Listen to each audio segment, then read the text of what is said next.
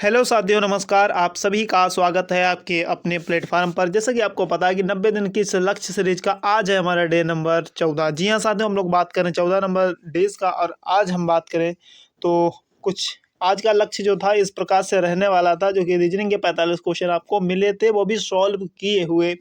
हिंदी के भी 45 क्वेश्चन और मैथ के भी 45 क्वेश्चन आंसर की के साथ में आपको टेलीग्राम ग्रुप पर दे दिए गए हैं और इन सभी की पीडीएफ आपको प्रोवाइड करा दी गई है। साथ ही बात करें वाक्यांशों के लिए एक शब्द ये भी आपको मिल चुके हैं। इसके अलावा बात करें तो जीके जीएस में आज हम लोग पढ़ने वाले हैं आधुनिक भारतीय राष्ट्रीय आंदोलन, जो कि एक महत्वपूर्ण टॉपिक है और 1939 के बाद से लेकर के जो महत्वपूर्ण आंदोलन हुए उनके बारे में आज की इस वीडियो में हम लोग डिस्कस करने वाले हैं। साथियों, अगर आप चाहते हैं कि इन सभी की पीडीएफ आपको मिले तो आप इस टेलीग्राम ग्रुप को ज्वाइन कर लीजिएगा, जहां पर आपको जो है पीडीएफ जो है मिलती रहेंगी। वहीं अगर आपको डायरेक्ट पहुंचना तो डिस्क्रिप्शन बॉक्स में लिंक टेलीग्राम करके दिया है, वहां से भी आप डायरेक्ट इसको ज्वाइन कर सकते हैं। इसके अलावा बात करें आज की क्लास की, तो आज की क्लास कुछ इस प्रकार रहने वाली। 90 दिन के लक्ष्य सीरीज का डे नंबर 14 का सब कुछ नोट्स पीडीएफ सब कुछ फ्री में अवेलेबल है आपके लिए। इसके अलावा बात करें तो आधुनिक भारतीय जो इतिहास है उसके अंतर्गत हम लोग चल रहे हैं और अंतिम क्षणों में एक अंतिम कुछ चैप्टर हैं जो बचे हैं उनको पढ़ने वाले हैं। उसके अलावा बाकी लगभग चीज़ें जो हैं समाप्त हो चुकी हैं। और आधुनिक भारतीय राष्ट्रीय आंदोलन आज का जो हमारा मुख्य टॉपिक रहने वाला, तो इसके बारे में बात कर लेते हैं कुछ इस प्रकार से। जैसे कि काफ़ी आंदोलनों के बारे में हम बात कर भी चुके हैं, लेकिन कुछ ये जो मुख्य आंदोलन है वो कुछ इस प्रकार रहने वाले हैं। यहाँ पर बात करें साथियों, एक है व्यक्तिगत सत्याग्रह, जो कि 1940 के इर्द गिर्द शुरू हुआ था। वहीं पर बात करें 17 अक्टूबर 1940 को ये आरंभ होता है। इस बात को आप ध्यान रखेंगे। पहले सत्याग्रही आपसे पूछ लिया जाए तो विनोबा भावे थे और दूसरे थे पंडित जवाहरलाल नेहरू। इसके अलावा बात करें 17 दिसंबर 1940 को इसे स्थगित गांधी जी के द्वारा स्थगित कर दिया गया था और पुनः जो है 5 जनवरी 1941 को इसको शुरू कर दिया गया। वहीं पर बात एक आता है कि जो सर्वोदय शब्द है इसका सबसे पहले प्रयोग किसने किया, तो महात्मा गांधी जी के द्वारा किया गया। और लेकिन महात्मा गांधी जी के जो कार्य थे उनके लिए सर्वोदय समाज, उनकी चीज़ों को लोगों तक पहुंचाने के लिए जो है विनोबा भावे जी ने एक समाज की स्थापना की, जिसका सर्वोदय समाज कहा जाता है। वहीं पर बात करें इससे से रिलेटेड आता है क्रिप्स प्रस्ताव। क्रिप्स प्रस्ताव की बात करें तो 1942 में आया और स्टेफर्ड क्रिप्स 22 मार्च 1942 को भारत पहुंचे थे। और लंबी वार्ता के बाद जो भारत के नेता थे उनके साथ लंबी वार्ता हुई, उसके बाद जो है इस क्रिप्स प्रस्ताव था इसे जो है प्रस्तुत किया गया। वहीं पर बात करें महात्मा गांधी जी ने क्रिप्स प्रस्ताव को उत्तर तृतीय चेक की संज्ञा भी दी थी। वहीं गांधी जी की बात करें तो ऐसे बैंक का चेक था जो टूट रहा है। ऐसे बैंक का जो टूट रहा, मतलब इस तरीके से इन्होंने इसको संज्ञा दी थी। कौन सी, किसको? क्रिप्स मिशन की हम लोग बात कर रहे हैं, ठीक है। वहीं पर बात करें भारत छोड़ो आंदोलन, बहुत इंपॉर्टेंट है। भारत छोड़ो आंदोलन की बात करें तो क्रिप्स मिशन की असफल रहा था एक तरीके से, और धीरे धीरे से लोगों के अंदर हम कहें तो राष्ट्रवाद की जो भावना थी वो जागृत हो रही थी, लोग इकट्ठे हो रहे थे। तो इस तरीके से फिर उन्होंने सोचा कि कुछ ऐसी चीज़ें करी जाएं जो अंग्रेज कर रहे थे। लेकिन फिर बाद में जो महात्मा गांधी जी के द्वारा एक आंदोलन शुरू किया जाता है, करने से पहले उन्होंने मतलब कहा कि यदि संघर्ष हम जो हमारा प्रस्ताव है, उन्होंने जो प्रस्ताव रखा था अपना, अगर उसे स्वीकार आप नहीं करेंगे तो जो है भैया हम मानने वाले हैं नहीं, और फिर आंदोलन हम शुरू कर देंगे। और उसी के बाद उन्होंने इस आंदोलन की शुरुआत करी, भारत छोड़ो आंदोलन की। और उसमें उन्होंने लिखा, मैं देश के बालू से ही कांग्रेस से भी बड़ा आंदोलन खड़ा कर दूंगा। ये किसके द्वारा कहा गया कथन है? ये महात्मा गांधी जी के द्वारा कहा गया कथन है। कब कहा था? कि जब उनके संघर्ष प्रस्ताव जो था वो स्वीकार नहीं किया जा रहा था, तब की बात ही है, ठीक है।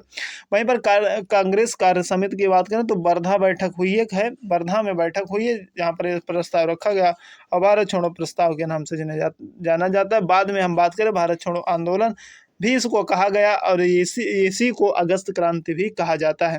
अगर हम बात करें या भारत छोड़ो आंदोलन जो है नेतृत्वहीन था, कोई इसका मुख्य नेता था नहीं कि भारत छोड़ो एक आंदोलन को कोई अकेला व्यक्ति लीड कर रहा था, लेकिन ऐसा कुछ था नहीं। लेकिन उसके बावजूद भी इसने काफ़ी ऊंचाइयों को छुआ और काफ़ी ज़्यादा इसका प्रभाव रहा।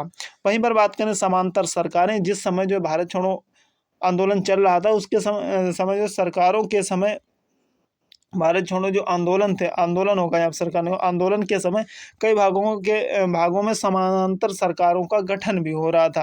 तो उससे रिलेटेड कुछ पूछ लिया जाता है तो ध्यान रहे, यहाँ पर आप ध्यान रखेंगे 20 अगस्त 1942 को सबसे पहली समानांतर जो सरकार थी वो चित्तू पांडे ने बनाई थी, वो भी बलिया में। ध्यान रखेंगे आप, चित्तू पांडे बलिया में पहली समानांतर सरकार 20 अगस्त 1942 को बनाई थी। इंपोर्टेंट फैक्ट है, ध्यान रखेंगे।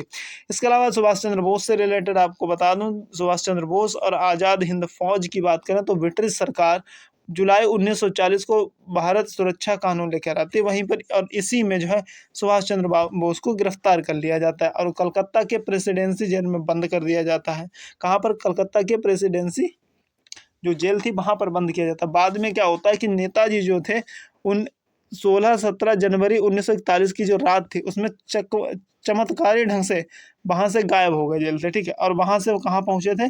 उन्होंने अपना नाम रख लिया कि मौलवी जियाउद्दीन नाम रख लिया और वहीं से पेशावर पहुंचे, पेशावर काबुल, मास्को होते हुए फिर कहाँ? जर्मनी पहुंच गए थे। वहीं पर फिर उन्होंने जाकर के जर्मनी का जो तानाशाह हिटलर, एडोल्फ हिटलर, उससे सहायता मांगी और कहा हम आज़ाद हिंद जो है सरकार बनाना चाहते हैं। तो वहाँ पर जो है हिटलर ने इनको जो है उसकी आज्ञा दे दी, मान्यता दे दी कि आप जाओ बनाओ जाके। वहीं उसके बाद में अब जब सरकार बनाने किया तो लोग चाहिए होंगे, जब लोग चाहिए थे तो लोगों को, जो लोग थे उनको एक संगठन में जोड़ना था, है ना। तो उसी के लिए उसका फौज का गठन किया या सेना का गठन किया।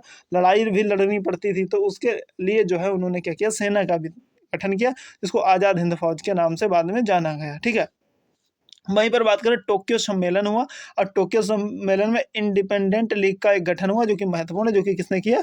रास बिहारी बोस ने किया। और अगर इंडिपेंडेंट लीग का प्रथम सम्मेलन पूछा जाए जो कि बैंकॉक में हुआ और इसकी भी अध्यक्षता जो है किसने?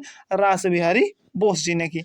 तो ये कुछ जो है आधुनिक भारतीय इतिहास के कुछ बहुत महत्वपूर्ण आंदोलन थे जो इनसे क्वेश्चन कई बार पूछा गया है, तो इसलिए। अब बाकी जो इंपॉर्टेंट थे जैसे कि खेड़ा सत्याग्रह था, वो बाकी के पीछे क्लासों में करा चुका हूँ। दिक्कत ये है अब छोटे छोटे टॉपिक बांटे हैं तो इस वजह से जो है अब मैं नहीं चाहता कि बहुत भारी भरकम आपके लिए वीडियो घंटा 2 घंटा की दी जाए। देखिए थोड़ा पढ़ेंगे, अब इसको 2-3 बार अगर आप एक वीडियो को देख लेंगे तो आपको चीज़ें याद हो जाएंगी, थोड़ा थोड़ा है करके नहीं। तो ये जो आधुनिक भारत है अब इसमें थोड़ा सा और बचा, जैसे कि ब्रिटिश काल के अंतर्गत हमारा भारत कौन सा आता था, ये सब थोड़े थोड़े टॉपिक हमारे बचे हुए हैं। बाकी चीज़ों को हम बहुत अच्छे से कर ही रहे हैं और 1 से 2 दिन में जो है आपकी हिस्ट्री जो है कंप्लीट हो जाएगी। अगर ये सेशन आपको लगता है कि हमारे काम का रहा, पसंद आया, तो इस सेशन को एक बार लाइक कर दिया करो अच्छे तरीके से और ज़्यादा से ज़्यादा विद्यार्थियों तक पहुँचा भी दिया करो। लाइक के बाद शेयर भी कर दिया करो और लगता है आपको कि हाँ हमारे काम की चीज़ें हो रही हैं तो आप बेझिझक होकर के इस चैनल को सब्सक्राइब कर सकते हैं। बाकी आपकी इच्छा है और अगर कोई चिंता, समस्या, आफत, दिक्कत आपको सता रही है तो आप कमेंट बॉक्स में बेझिझक होकर के लिख दीजिए। ठीक है साथियों, फिर मिलेंगे आपको सुबह 6 बजे एक नए टारगेट के साथ। जब तक के लिए आप सभी को जय हिंद।